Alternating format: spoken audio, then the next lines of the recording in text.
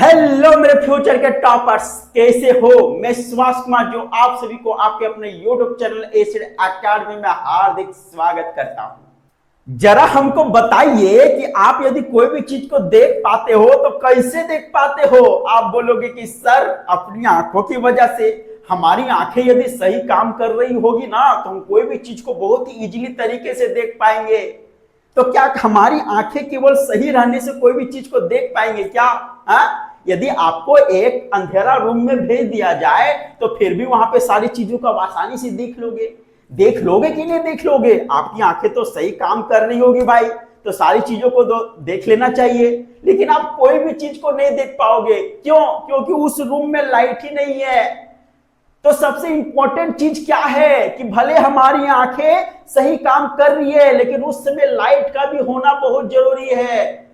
यानी लाइट ही वो माध्यम है जिसकी वजह से हम कोई भी चीजों को देख पाते हैं, कोई भी चीजों को पहचान पाते हैं, इस खूबसूरत दुनिया का अनुभव कर पाते हैं।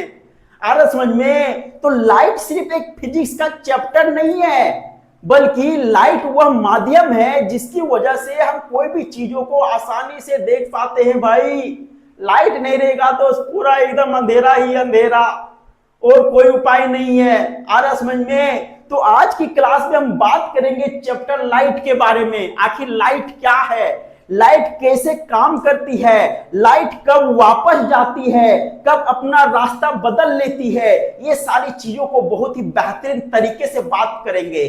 तो चलिए स्टार्ट करते हैं। अब यदि आप यहाँ पे देखते हो तो यहाँ पे क्या है आपका लाइट। आखिर लाइट क्या होता है भाई? तो light is a form of energy that helps us to see object around us. यानी कहने का मतलब क्या हो गया कि जो लाइट है ना, जो प्रकाश है, वह एनर्जी का फॉर्म है, यानी एनर्जी का रूप है, ऊर्जा का रूप है, जो क्या करता है, हमको कोई भी ऑब्जेक्ट के, अपने चारों तरफ के कोई भी ऑब्जेक्ट को देखने में हेल्प करता है। आरस में उसी को हम क्या बोलते हैं? लाइट बोलते हैं। अब यदि आप यहां पे देखते हो तो यहां पे आपका क्या है? Reflection of light. Reflection of light क्या होता है कि bouncing back of beam of light from any plane polish surface. कहने का मतलब क्या हो गया कि जब एक प्लेन सरफेस पे है ना, एक स्मूथ सरफेस पे कोई बीम ऑफ लाइट यदि पड़ा और वह बीम ऑफ लाइट वहां पे पड़ने के बाद फिर वहां से बाउंसिंग बैक हो गया, उसी को हम रिफ्लेक्शन ऑफ लाइट बोलते हैं। बीम ऑफ लाइट क्या होता है भाई? बीम ऑफ लाइट का मतलब हो गया कि जिस मीडियम से क्या हो रहा है कि लाइट आ रहा है, ठीक है ना, तो लाइट का जो रे है वह ग्रुप में आएगा, सिंगल रे में नहीं आएगा, एक ग्रुप में आएगा, उसी को हम बीम ऑफ लाइट बोलते हैं। और यदि एक रे आ रहा है तो फिर वह रे कहलाएगा, वह बीम ऑफ लाइट नहीं कहलाएगा। बात समझ में आ रहा है ना? जैसे कि मान के चलिए कि एक मिरर के सामने, ठीक है, आप क्या करते हो? एक टॉर्च को जलाते हो, टॉर्च जलाते हो। अब टॉर्च जलाए तो उससे क्या निकलता है? Beam of light. एकदम एक रे का क्या निकलता है? ग्रुप निकलता है, एकदम झुंड निकलता है रे का, है ना। और वह ग्रुप ऑफ रे यानी बीम ऑफ लाइट जाके टकराता है किससे? मिरर से टकराता है। और मिरर से टकराने के बाद फिर वह क्या होता है? बाउंसिंग बैक हो जाता है। होता है कि नहीं होता है? उसी को हम क्या बोलते हैं? रिफ्लेक्शन ऑफ लाइट बोलते हैं। पास में मार है ना। अब वहां पे टॉर्च का बीम ऑफ लाइट जो निकला वो मिरर पे जाके टकराया, तो क्या मिरर के अंदर वो बीम ऑफ लाइट चल गया क्या? ऐसा नहीं ना हुआ, वो तो फिर टकरा के बाउंसिंग बैक हो गया। और उसी घटना को हम क्या बोलते हैं? रिफ्लेक्शन ऑफ लाइट बोलते हैं। अरे समझ में? जैसे कि आप यहाँ पे ध्यान से देखिए, यहाँ पे क्या है? एक रे आया, है ना, आने के बाद एक प्लेन सरफेस पे, एक स्मूथ सरफेस से टकराया और टकराने के बाद फिर वापस चल गया, है ना, यानी बाउंसिंग बैक हो गया। तो यही घटना क्या कहलाता है? इसी घटना को हम रिफ्लेक्शन ऑफ लाइट बोलते हैं। आ रहा समझ में? अब यहाँ पे देखिएगा तो यहाँ पे बीम ऑफ लाइट नहीं लिए हैं, यहाँ पे एक सिंगल रे लिए हैं। और जो यह रे आ रहा है ना, जो रे आता है उसको हम बोलते हैं इंसिडेंट रे। क्या बोलते हैं? Incident ray. और जो रे टकरा के फिर बाउंसिंग बैक हो जाता है उसको हम रिफ्लेक्टेड रे बोलते हैं। आ रहा समझ में। और इसके बीच में यदि आप देखोगे ना तो क्या होता है नॉर्मल, क्या होता है नॉर्मल।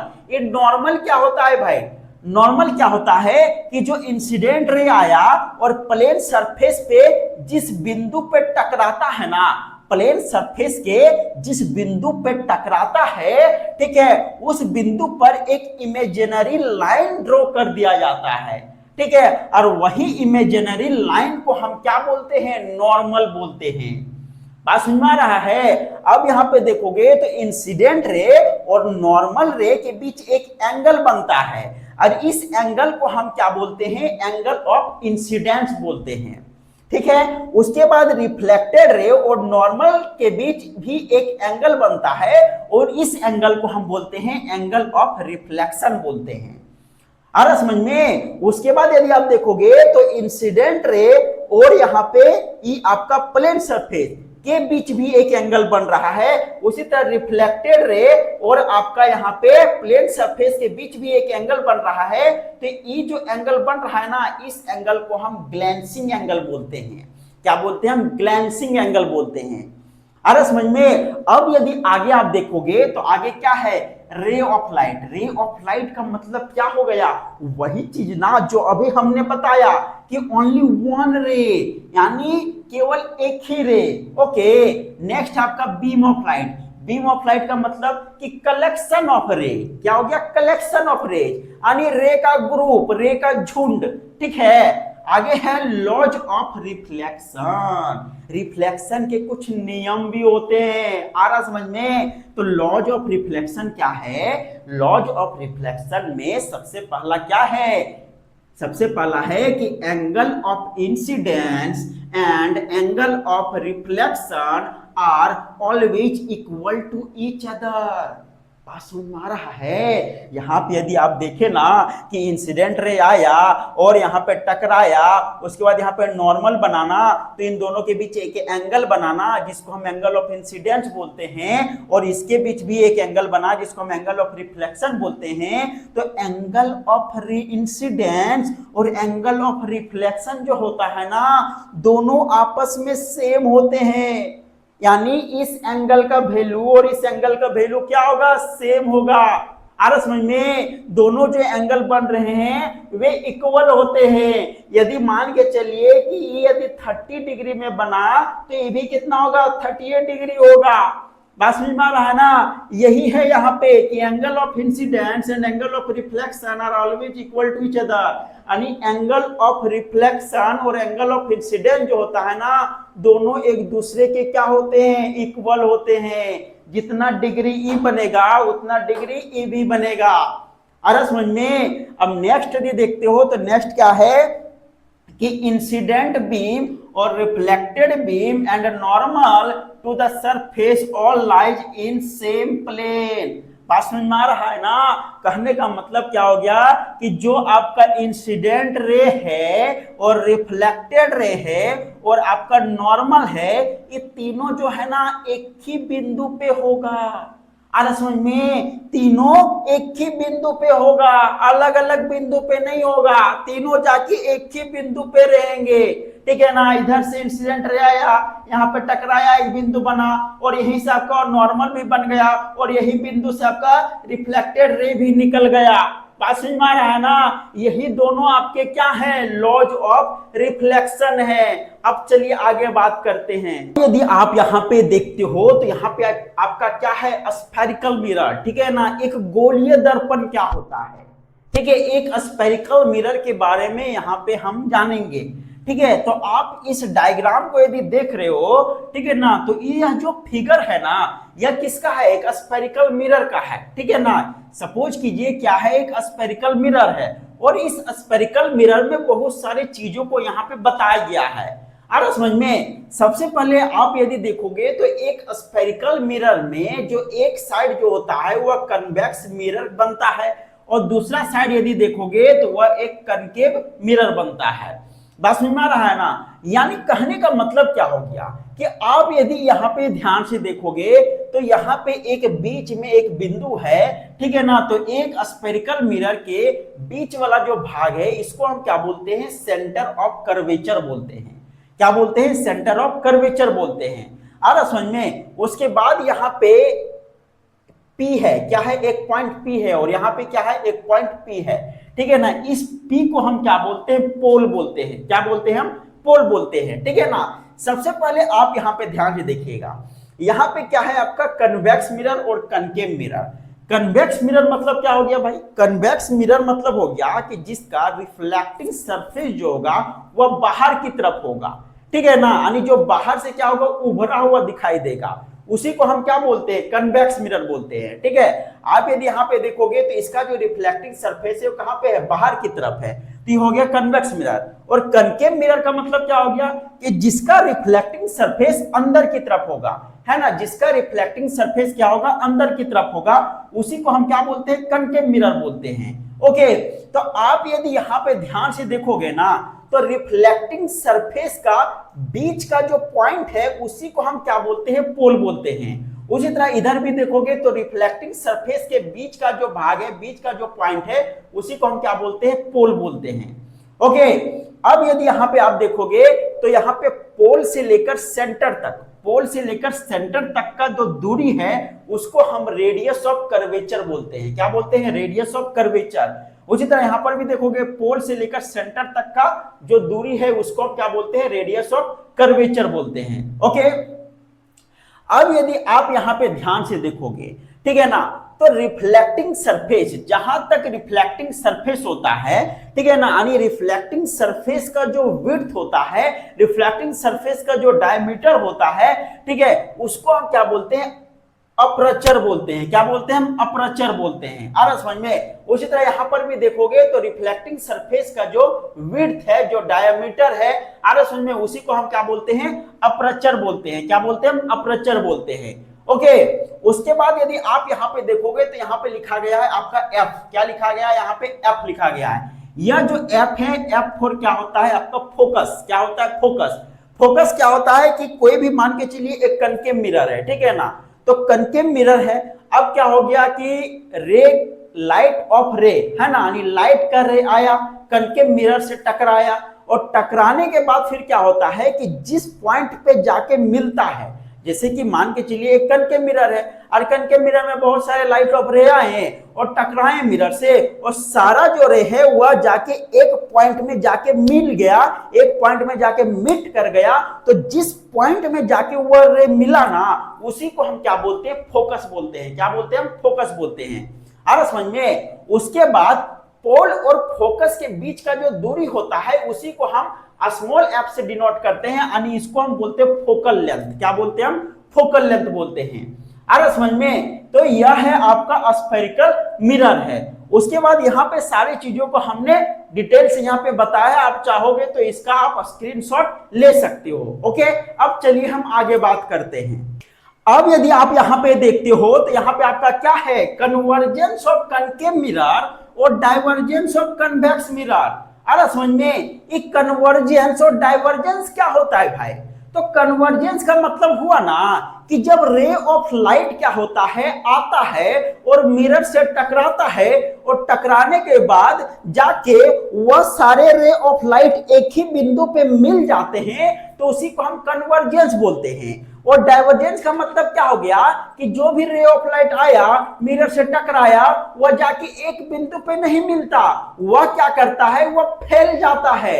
और समझ में, उसी को हम क्या बोलते हैं, डाइवर्जेंस बोलते हैं। जैसे कि आप बचपन में किए थे ना, क्या किए थे कि एक मैग्नीफाइंग ग्लास को लिए थे और एक पेपर के पास एकदम टिका के रखते थे कि नहीं रखते थे। तो उस कंडीशन में होता क्या था कि सन का जो पैरेलल रे है वो आपके मैग्नीफाइंग ग्लास पे जाके टकराता था, और टकराने के बाद सारे जो रे हैं वह एक बिंदु में जाके मिल जाते थे, है ना। इसी कारण पेपर में आपको एक लाइट का बिंदु दिखाई देता था। अरे समझ में, वही क्या है आपका कन्वर्जेंस है, उसी को हम क्या बोलते हैं, कन्वर्जेंस। लेकिन जब आप टॉर्च को जलाते हो, ठीक है ना, तो टॉर्च को यदि आप जलाते हो तो टॉर्च का जो रे ऑफ लाइट जो है, ठीक है, वह जाके एक बिंदु पे नहीं मिलता, वह क्या होता है, फैल जाता है। क्या होता है, फैल जाता है। इसी को हम क्या बोलते हैं, डाइवर्जेंस बोलते हैं। आ रहा समझ में। तो कन्वर्जेंस जो होता है ना वह कनकेव मिरर में होता है। किस में होता है? कनकेव मिरर में। आप यहाँ पे देखिएगा तो यहाँ पे आपका क्या है कि रे ऑफ लाइट इधर से आया, इधर से भी आया, इधर से भी आया, इधर से भी आया, और सारा क्या हो गया, मिरर से टकराने के बाद, सारे टकराने के बाद जाके एक ही बिंदु पे मिल गए, और वह बिंदु को हम क्या बोलते हैं? फोकस बोलते हैं। ठीक है ना। सारे रे ऑफ लाइट क्या हो गए, टकराने के बाद वह जाके एक ही बिंदु पे मिल गए, इसी घटना को हम क्या बोलते हैं? कन्वर्जेंस बोलते हैं। लेकिन आप यदि यहाँ पे देखोगे कन्वेक्स मिरर में, तो कन्वेक्स मिरर में डाइवर्जेंस होता है। इसमें आप देखोगे कि जो भी रे ऑफ लाइट आए, जो भी रे ऑफ लाइट आए, ठीक है ना, वह जाके एक बिंदु पे मिले नहीं। ये तो हम इमेजिनरी करके दिखाए हैं, इमेजिन करके दिखाए हैं कि यह जाके एक बिंदु पे मिलता है यहाँ पे, अरे समझ में। लेकिन वह जाके एक बिंदु पे मिला नहीं, वह क्या हो गया? फैल गया। वह क्या हो गया? फैल गया। इसी को हम क्या बोलते हैं? डाइवर्जेंस बोलते हैं। बात समझ में आ रहा है ना। अब यहाँ पे यदि आप देखोगे तो यहाँ पे क्या है कि एक इंसिडेंट रे है, ठीक है ना, यहां से टकराया, मतलब ये क्या हो गया? आपका रिफ्लेक्टेड रे हो गया। तो इंसिडेंट रे है ना और रिफ्लेक्टेड रे के बीच क्या होता है? एक नॉर्मल होता है। क्या होता है? एक नॉर्मल होता है, ठीक है ना। और नॉर्मल के उधर वाला एंगल बोलते हैं इंसिडेंट, और रिफ्लेक्टेड रे के साइड वाला एंगल क्या बोलते हैं? हम एंगल ऑफ रिफ्लेक्शन बोलते हैं ना। उसी तरह यहां पर भी देखोगे तो यहां पर भी आपको दिख जाएगा कि यहाँ पे आपका इंसिडेंट रे, ये है रिफ्लेक्टेड रे, और यहाँ पे खींच दिए नॉर्मल, ठीक है ना। तो इंसिडेंट रे के साइड वाला एंगल हो गया एंगल ऑफ इंसिडेंस, और रिफ्लेक्टेड रे के साइड वाला जो एंगल है वो क्या हो गया? एंगल ऑफ रिफ्लेक्शन हो गया। बात समझ में आ रहा है ना। बाकी यहाँ पे देखोगे तो P है, P फॉर पोल है जो हमने आपको बताया है, C for centre of curvature है जो हमने आपको बताया, फोकस तो हमने बता ही दिया। आ रहा समझ में। अब यहाँ पे देखोगे तो एक नया वर्ड है जिसको हम बोलते हैं प्रिंसिपल एक्सिस। प्रिंसिपल एक्सिस क्या होता है भाई? कि प्रिंसिपल एक्सिस होता है ना, प्रिंसिपल एक्सिस वह लाइन है जिसमें क्या होता है कि जो सेंटर ऑफ कर्वेचर, फोकस और पोल को क्या करता है ना, ज्वाइन करके रखता है, उसी को हम क्या बोलते हैं? प्रिंसिपल एक्सिस बोलते हैं। और समझ में। अब चलिए आगे बात करते हैं। अब यदि आप यहाँ पे देखते हो तो यहाँ पे आपका क्या है? टाइप्स ऑफ इमेज, ठीक है ना। इमेज के भी प्रकार होते हैं, आ रहा समझ में। तो यहाँ पे सबसे पहला क्या है? आपका रियल इमेज। क्या है? Real image. रियल इमेज क्या होता है कि the image which can be obtained on a screen, है ना। वैसा इमेज जो कहां पे पाया जाएगा? डायरेक्ट वह स्क्रीन पे पाया जाएगा, ठीक है ना, स्क्रीन पे पाया जा सकेगा, उसी को हम क्या बोलेंगे? रियल इमेज बोलेंगे। आ रहा समझ में। जैसे कि सिनेमा में, सिनेमा जो प्रोजेक्टर होते हैं उस पे जो इमेज जो दिखाई देता है ना, वह इमेज जो है वह डायरेक्ट स्क्रीन पे ही दिखाई देता है, इसी कारण उसको हम क्या बोलते हैं? रियल इमेज बोलते हैं। यानी वैसा इमेज जिसको हम स्क्रीन पर पा सकते हैं, वैसे टाइप ऑफ इमेज को हम रियल इमेज बोलते हैं, ठीक है। नेक्स्ट है आपका वर्चुअल इमेज। वर्चुअल इमेज क्या होता है कि the image which can not be obtained on a screen. आ रहा समझ में। वैसा इमेज जिसको हम स्क्रीन पे नहीं पा सकते हैं उसको हम वर्चुअल इमेज बोलते हैं। आ रहा समझ में। आप एक प्लेन मिरर के सामने खड़े हो, ठीक है ना, तो आप प्लेन मिरर के सामने खड़े हो तो आपका जो वहां पे फोटो दिख रहा है, आपका जो इमेज दिख रहा है, वह क्या रियल है? क्या नहीं ना है, वो तो वर्चुअल है ना। अब उसके बीच में एक स्क्रीन रख दोगे तो फिर तो आपका इमेज दिखेगा ही नहीं। आ रहा समझ में। तो उसी को हम क्या बोलते हैं? वर्चुअल इमेज बोलते हैं, ठीक है। नेक्स्ट आपका इरेक्ट इमेज। इरेक्ट इमेज क्या होता है कि the image which appears upright that is not inverted. यानी इरेक्ट इमेज का सिंपल सा मतलब हो गया कि वैसा इमेज जिसका जो क्या होता है? सीधा दिखाई देता है, उल्टा दिखाई नहीं देता है। आ रहा समझ में। आप प्लेन मिरर पे अपना चेहरा को देखते हो तो चेहरा क्या एकदम उल्टा टाइप का दिखाई देता है? क्या नहीं ना दिखाई देता है, सीधा दिखाई देता है ना। तो उसी को हम क्या बोलते हैं? इरेक्ट इमेज बोलते हैं। ले आगे क्या है आपका? Inverted image. इन्वर्टेड इमेज का मतलब क्या हो गया कि an image that is upside down compare to the orientation of the object. यानी इन्वर्टेड इमेज का मतलब क्या हो गया कि कोई भी ऑब्जेक्ट का जो इमेज है ना वो थोड़ा उल्टा दिखाई देगा। थोड़ा क्या मतलब? वो उल्टा दिखाई देगा, उसी को हम क्या बोलते हैं? इन्वर्टेड इमेज बोलते हैं। आ रहा समझ में। जो ऑब्जेक्ट है तो ऑब्जेक्ट की तुलना में जो इमेज बनेगा वह इमेज उल्टा यदि दिखाई देगा तो उसी को हम क्या बोलते हैं? इन्वर्टेड इमेज बोलते हैं, ठीक है। नेक्स्ट है आपका मैग्नीफाइड इमेज, ठीक है ना। मैग्नीफाइड इमेज का मतलब क्या हो गया कि अब magnified image is an image which is enlarge by a mirror और लेंस। आ रहा समझ में, यानी वैसा इमेज जो आपको बड़ा साइज में दिखाई दे। कोई भी ऑब्जेक्ट का जो इमेज है वह बड़ा साइज में यदि दिखाई दे तो उसी को हम क्या बोलते हैं, मैग्नीफाइड इमेज। अरे समझ में, जैसे कि नहीं होता है आप छोटे छोटे लेटर को मैग्नीफाइंग ग्लास से देखते हो एकदम, तो देखते हो तो क्या होता है, वह छोटा छोटा जो लेटर होता है वह बड़ा बड़ा दिखने लगता है, ठीक है ना। उसी को हम क्या बोलते हैं, मैग्नीफाइड इमेज बोलते हैं। ओके, नेक्स्ट यदि देखोगे तो नेक्स्ट है आपका डिमिनिश्ड इमेज। डिमिनिश्ड इमेज का मतलब क्या हो गया कि if the size of the image formed is smaller than the object the image is said to be diminished. कहने का मतलब क्या हो गया कि मैग्नीफाइड इमेज का जस्ट उल्टा। मैग्नीफाइड इमेज मतलब क्या, ऑब्जेक्ट की तुलना में इमेज बड़ा दिखाई देगा, और यहाँ पे है कि ऑब्जेक्ट की तुलना में जो इमेज है वो छोटा दिखाई देगा। और समझ में, जैसे कि कोई भी गाड़ी होता है उसका साइड वाला जो मिरर होता है, ठीक है ना, वह क्या होता है, कन्वेक्स मिरर होता है ना। तो आप देखते नहीं हो कि छोटा सा मिरर लेकिन पीछे का एकदम सब कुछ दिख रहा है। कोई पैदल आ रहा है उसको भी दिख रहा है, गाड़ी से आ रहा है वो भी दिख रहा है, साइकिल से जो आ रहा है वो भी दिख रहा है, पेड़ पौधे सब कुछ दिखाई दे रहा है, होता है कि नहीं होता है। लेकिन सामने देखोगे तो वे सारी चीज क्या है, बड़े बड़े, लेकिन मिरर में वह सब छोटे छोटे दिखाई दे रहे हैं। यानी ऑब्जेक्ट को तुलना में जो इमेज होता है वह छोटा छोटा जब दिखाई देने लगता है तो उसी को हम क्या बोलते हैं, डिमिनिश्ड इमेज बोलते हैं। आ रहा समझ में। नेक्स्ट है आपका image of the same size. Image of the same size का मतलब क्या हो गया कि the image formed whose height and size is as same as object height and size. कहने का मतलब क्या है कि जो ऑब्जेक्ट है और ऑब्जेक्ट का जो हाइट है, ऑब्जेक्ट का जो साइज है, ठीक है ना, तो उतना ही हाइट उतना ही साइज यदि मिरर में उसका इमेज भी दिखाई दे तो उसी को बोलते हैं इमेज ऑफ सेम इमेज, ठीक है ना, सेम साइज। यानी कहने का मतलब क्या हो गया कि जैसा ऑब्जेक्ट है वही हाइट वही साइज का इमेज भी दिखाई दे, ठीक है ना, यानी एक जैसा दिखाई दे, उसमें कोई फर्क नहीं पड़े। जैसे कि आप यदि प्लेन मिरर में अपने आप को देखते हो तो आप यदि 5 फीट के हो तो क्या आईना में देखने से 6 फीट के दिखने लगते हो क्या, नहीं ना, 4 फीट के दिखने लगते हो क्या, नहीं ना, सेम साइज का दिखते हो ना, उसी को हम क्या बोलते हैं, image of same size. Okay, अब चलिए आगे बात करते हैं।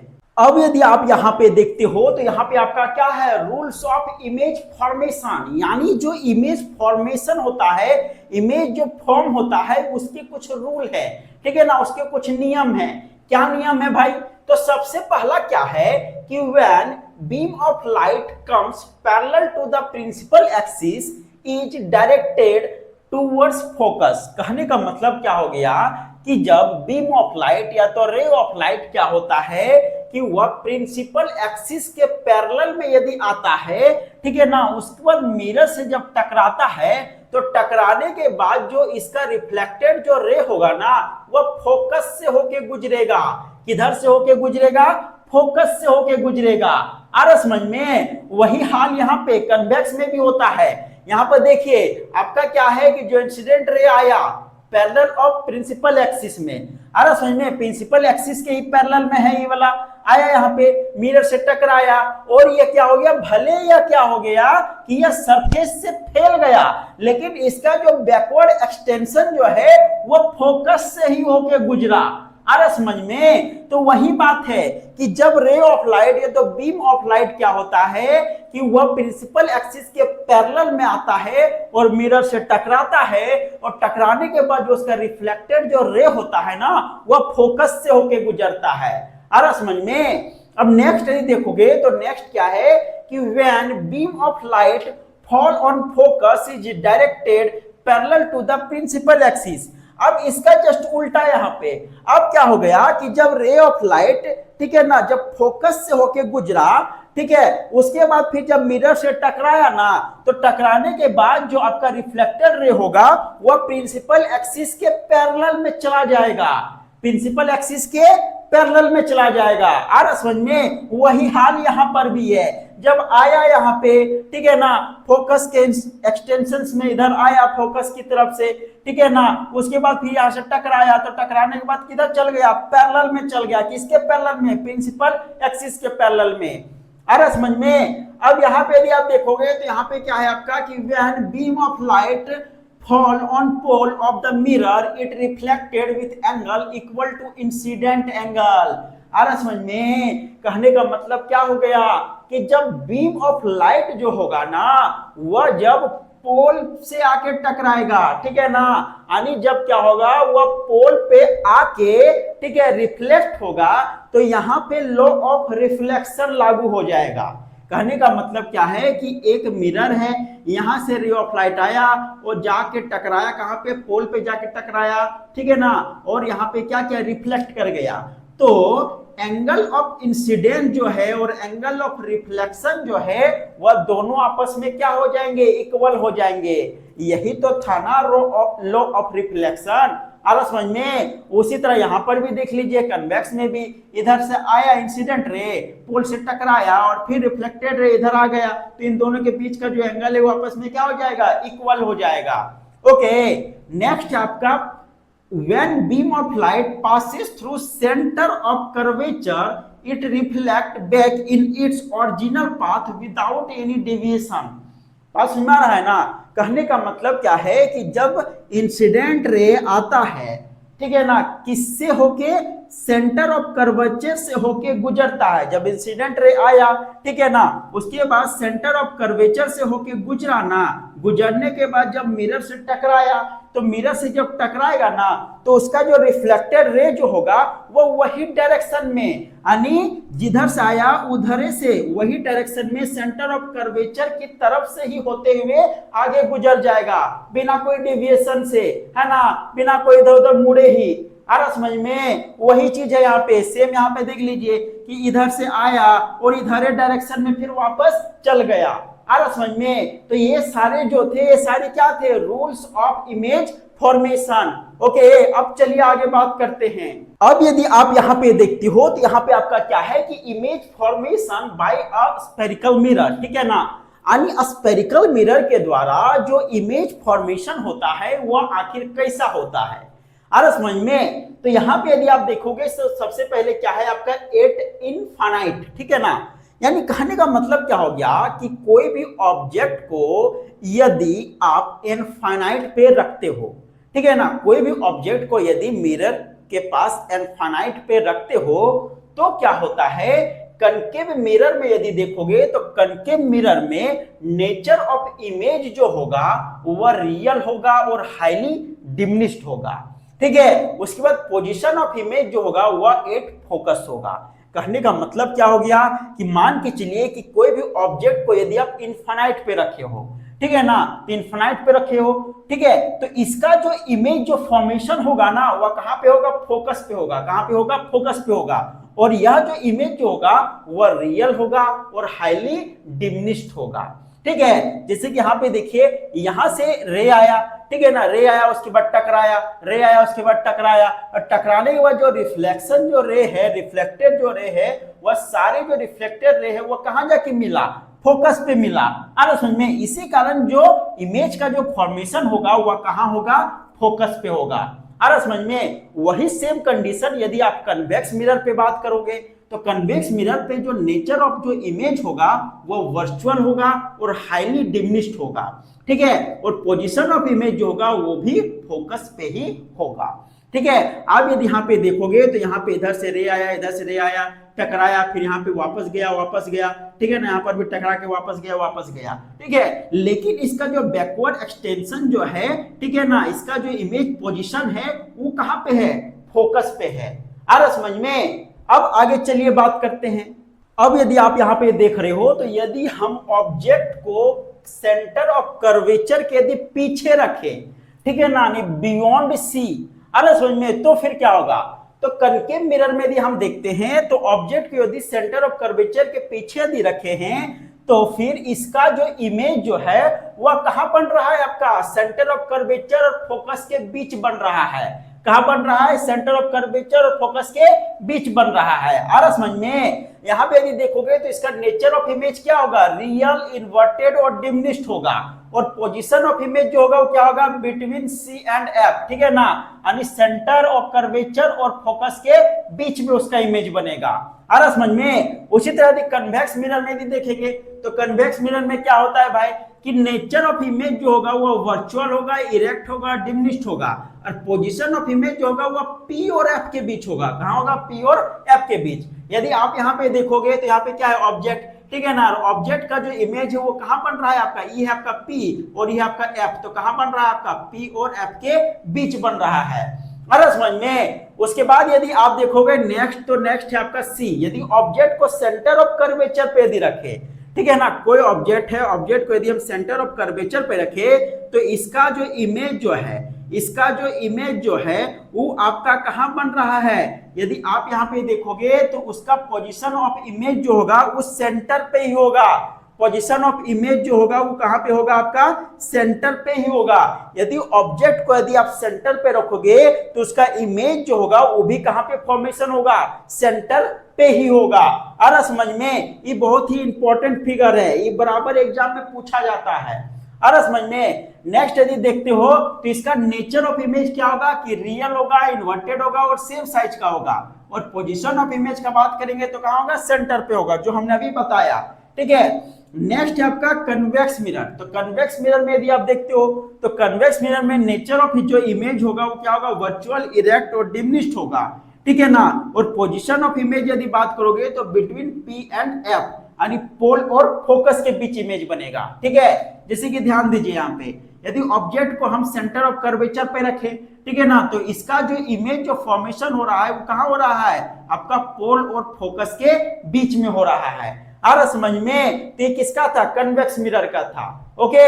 अब यहाँ पे यदि देख रहे हो तो यहाँ क्या है? बिटवीन सी एंड एफ, ठीक है ना। यदि ऑब्जेक्ट को सेंटर ऑफ कर्वेचर और फोकस के बीच रखा जाए तो फिर क्या होगा? तो यहाँ पे यदि आप देखोगे तो कनकेव मिरर में क्या होगा? नेचर ऑफ जो इमेज होगा ना वह रियल, इन्वर्टेड और मैग्नीफाइड होगा। ठीक है। और पोजीशन ऑफ इमेज जो होगा वह बियॉन्ड सी, यानी कहने का मतलब क्या है कि यदि ऑब्जेक्ट को सेंटर ऑफ कर्वेचर और फोकस के बीच रखा जाए तो उसका जो इमेज जो होगा वह सेंटर ऑफ कर्वेचर के पीछे बनेगा। ठीक है। आप यहाँ पे ध्यान से देखिए, यदि ऑब्जेक्ट को कहां रखा गया है? सेंटर ऑफ कर्वेचर और फोकस के बीच, ठीक है, तो इसका जो इमेज जो है वह कहां बन रहा है? आपका सेंटर ऑफ कर्वेचर के पीछे बन रहा है। अरे समझ में? और यह जो इमेज जो बन रहा है वह रियल और इन्वर्टेड मैग्नीफाइड इमेज बन रहा है। अरे समझ में? अब यदि आप यहां पे देखते हो तो कन्वेक्स मिरर के कंडीशन में तो इसका जो नेचर ऑफ इमेज जो होगा वह वर्चुअल, इरेक्ट और डिमिनिश्ड होगा। और पोजीशन ऑफ इमेज जो होगा वह बिटवीन पी एंड एफ होगा। ठीक है ना। यानी यहाँ पे जो इमेज बनेगा वह पोल और फोकस के बीच बनेगा। आप यहाँ पे ध्यान से देखिए कि यदि ऑब्जेक्ट को यदि सेंटर ऑफ कर्वेचर और फोकस के बीच रखा गया है तो इसका जो इमेज जो है वह कहां बन रहा है? आपका पोल और फोकस के बीच में बन रहा है। आ रहा समझ में? उसके बाद नेक्स्ट यदि देखते हो तो एट एफ, यानी ऑब्जेक्ट को यदि फोकस पे रखा जाए, कहां रखा जाए? फोकस पे, तो फिर क्या होगा? तो ऑब्जेक्ट को यदि फोकस पे रखा जाता है तो इसका नेचर ऑफ इमेज क्या होगा कि रियल होगा, इन्वर्टेड होगा और हाईली मैग्नीफाइड होगा। ठीक है। और पोजीशन ऑफ इमेज जो होगा वह कहां पे होगा? इन्फिनिटी होगा। कहां पे होगा? इन्फिनिटी। यानी कहने का मतलब क्या हो गया कि यदि कनकेव मिरर में ऑब्जेक्ट को यदि फोकस पे रखा गया है तो उस कंडीशन में जो इमेज बनेगा ना वह इन्फिनिटी पे बनेगा। ठीक है। जैसे कि यहाँ पे देखिए, यदि ऑब्जेक्ट को यदि फोकस पे रखा गया तो इसका जो इमेज जो बन रहा है वो कहां बन रहा है? इन्फिनिटी पे। इन्फिनिटी मतलब कहीं भी बन रहा है, उसका कोई अता पता एक फिक्स पॉइंट नहीं है कि कहां बन रहा है। सो आ रहा समझ में? उसके बाद यदि आप यहाँ पे कन्वेक्स मिरर के कंडीशन में देखोगे तो कन्वेक्स मिरर के कंडीशन में नेचर ऑफ इमेज जो होगा वह वर्चुअल होगा, इरेक्ट होगा और डिमिनिश्ड होगा। ठीक है। और पोजीशन ऑफ इमेज जो होगा वह बिटवीन पी एंड एफ, ठीक है ना, यानी पोल और फोकस के बीच बनेगा। आ रहा समझ में? जैसे कि देखिए यहाँ पे, यदि ऑब्जेक्ट को फोकस पे रखा गया, ठीक है, ऑब्जेक्ट को कहां पे रखा गया? फोकस पे, तो इसका जो इमेज जो है वह कहां बन रहा है? आपका पोल और फोकस के बीच में बन रहा है। अरे समझ में? अब आगे देखते हैं। अब यहां क्या है कि बिटवीन पी एंड एफ, ठीक है ना, यदि ऑब्जेक्ट को पोल और फोकस के बीच रखा जाए, ठीक है, तो ऑब्जेक्ट को यदि पोल और फोकस के बीच रखा जाए तो कनकेव मिरर के कंडीशन में क्या होगा कि नेचर ऑफ इमेज जो होगा वह वर्चुअल होगा, इरेक्ट होगा और मैग्नीफाइड होगा। ठीक है। और पोजीशन ऑफ इमेज जो होगा वह बिहाइंड द मिरर होगा। आ रहा समझ में? यानी यदि ऑब्जेक्ट को पोल और फोकस के बीच रखा जाए तो उसका जो इमेज जो बनेगा ना वह मिरर के पीछे बनेगा, ठीक है ना, किसके कंडीशन में, कनकेव मिरर के कंडीशन में। यहाँ पे देखिए यदि ऑब्जेक्ट को फोकस और पोल के बीच यहाँ पे रखा गया है, ठीक है ना, तो इसका जो इमेज जो बन रहा है वो कहाँ बन रहा है, इस मिरर के पीछे बन रहा है। कहाँ बन रहा है, मिरर के पीछे बन रहा है, ठीक है ना। और क्या है कि यह वर्चुअल बन रहा है, इरेक्ट बन रहा है और मैग्नीफाइड बन रहा है, ठीक है। वही चीज यदि आप यहाँ पे कन्वेक्स मिरर के कंडीशन में देखोगे तो कन्वेक्स मिरर के कंडीशन में नेचर ऑफ इमेज जो होगा वो वर्चुअल होगा, इरेक्ट होगा और डिमिनिश्ड होगा, ठीक है। और पोजीशन ऑफ इमेज जो होगा वो बिटवीन पी एंड एफ, ठीक है ना। और उसका जो पोजीशन ऑफ इमेज यानी जहां इमेज बनेगा वह कहां होगा, पोल और फोकस के बीच होगा, ठीक है। ध्यान दीजिए यहाँ पे यदि ऑब्जेक्ट को फोकस और पोल के बीच यहाँ पे रखा गया है तो उसका इमेज जो है वह कहां बन रहा है, आपका पोल और फोकस के बीच में ही बन रहा है। अरे समझ में। अब चलिए आगे बात करते हैं। अब यदि यहाँ पे देखते हो तो यहाँ पे आपका क्या है, मिरर फॉर्मूला एंड मैग्निफिकेशन, ठीक है ना। तो मिरर फॉर्मूला होता है, तो यह क्या है आपका मिरर फॉर्मूला। तो मिरर फॉर्मूला क्या होता है कि 1/f equal to 1/u plus 1/v होता है, जहां पे f आपका क्या है, फोकल लेंथ है, और u आपका क्या है, ऑब्जेक्ट डिस्टेंस फ्रॉम मिरर है, ठीक है ना, और v आपका क्या है, इमेज डिस्टेंस फ्रॉम मिरर है। अरे समझ में, यानी u का मतलब क्या हो गया कि जो ऑब्जेक्ट रखा है मिरर के सामने, तो ऑब्जेक्ट और मिरर के बीच कितना डिस्टेंस है, ठीक है ना। और v का मतलब हो गया कि जो इमेज बन रहा है वह इमेज, ठीक है ना, उस मिरर और इमेज के बीच कितना डिस्टेंस है, ठीक है। नेक्स्ट है आपका मैग्निफिकेशन। तो मैग्निफिकेशन इक्वल टू होता है -v/u होता है, ठीक है ना। यहाँ पे देखोगे तो मैग्निफिकेशन इक्वल टू यहाँ पे h1/h0। अरे समझ में। तो यहाँ पे यदि आप देखोगे तो ये जो v जो है ना, ये क्या है आपका, v जो है वो आपका डिस्टेंस है, किसके बीच, मिरर और इमेज के बीच का डिस्टेंस है, ठीक है। और u जो है वो आपका डिस्टेंस है ऑब्जेक्ट और मिरर के बीच। उसी तरह यहाँ पे hi जो है ना, hi वह हाइट ऑफ इमेज है, और ho जो है वह आपका हाइट ऑफ ऑब्जेक्ट है। अरे समझ में। तो यह जो -v/u जो है वह इक्वल होता है किसके, hi/ho के। अरे समझ में। तो मैग्निफिकेशन का एक्चुअली मतलब क्या होता है कि ratio between height of image to the height of object, यानी जो हाइट ऑफ इमेज है और हाइट ऑफ ऑब्जेक्ट है उनके बीच का जो रेशियो है ना, उसी को हम बोलते हैं मैग्निफिकेशन बोलते हैं। आ समझ में। यानी मैग्निफिकेशन को आप सिंपल भाषा में इस तरह समझ सकते हो ना कि मान के चलिए कोई ऑब्जेक्ट है, ठीक है ना, कोई ऑब्जेक्ट है, और उस ऑब्जेक्ट का जो इमेज जो है वह मिरर पे जो बन रहा है ना, वह उस ऑब्जेक्ट के तुलना में कितना बड़ा या तो कितना छोटा बन रहा है। बात समझ में आ रहा है ना। जिसे कहने का मतलब क्या है कि मान के चलिए कि यदि हाइट ऑफ किसका, हाइट ऑफ इमेज और हाइट ऑफ ऑब्जेक्ट, मान के चलिए कि हाइट ऑफ ऑब्जेक्ट यानी hi का जो वैल्यू है वो 6 है और हाइट ऑफ ऑब्जेक्ट का जो वैल्यू है वो 3 है। कितना है आपका, 3 है, ठीक है ना। तो इसका मैग्निफिकेशन क्या होगा, hi/ho यानी 6/3, इसको डिवाइड करेंगे तो कितना आएगा, 2 आएगा। कितना आएगा, 2 आएगा। यानी हम बोल सकते हैं तो 2 जो आया ना यहाँ पे किसमें आया, पॉजिटिव में। किसमें आया, पॉजिटिव में। यानी इसका मतलब क्या हो गया कि जो आपका जो इमेज जो बन रहा है ना वो ऑब्जेक्ट के तुलना में 2 टाइम्स क्या है, बड़ा है। बात समझ में आ रहा है ना। तो मैग्निफिकेशन का सिंपल मतलब क्या हो गया कि मैग्निफिकेशन का सिंपल मतलब यह हुआ कि जो आपका ऑब्जेक्ट था, ऑब्जेक्ट का जो साइज जो था ना, वह इमेज के तुलना में वह कितना बड़ा था, कितना छोटा था। यानी जितना बड़ा ऑब्जेक्ट था, ठीक है, उसका इमेज जो बना वह इमेज उस ऑब्जेक्ट के तुलना में कितना बड़ा या तो कितना छोटा बना। बात समझ में आ रहा है ना। उसी को हम क्या बोलते हैं, मैग्निफिकेशन बोलते हैं, ठीक है। नेक्स्ट यदि देखोगे तो यहाँ आपका साइन कन्वेंशन है, ठीक है। साइन कन्वेंशन में क्या होता है कि कभी मिरर के अकॉर्डिंग, ठीक है ना, कनकेव मिरर और कन्वेक्स मिरर के अकॉर्डिंग क्या होता है, जो आपका फोकल लेंथ जो होता है, फिर आपका u जो होता है, v जो होता है, वे कभी माइनस कभी प्लस होते हैं, ठीक है ना। तो कैसे होते हैं यहाँ पे समझिए कि सपोज कीजिए कि इस साइड मान लीजिए आपका कनकेव मिरर, इस साइड मान लीजिए आपका कन्वेक्स मिरर, ठीक है ना।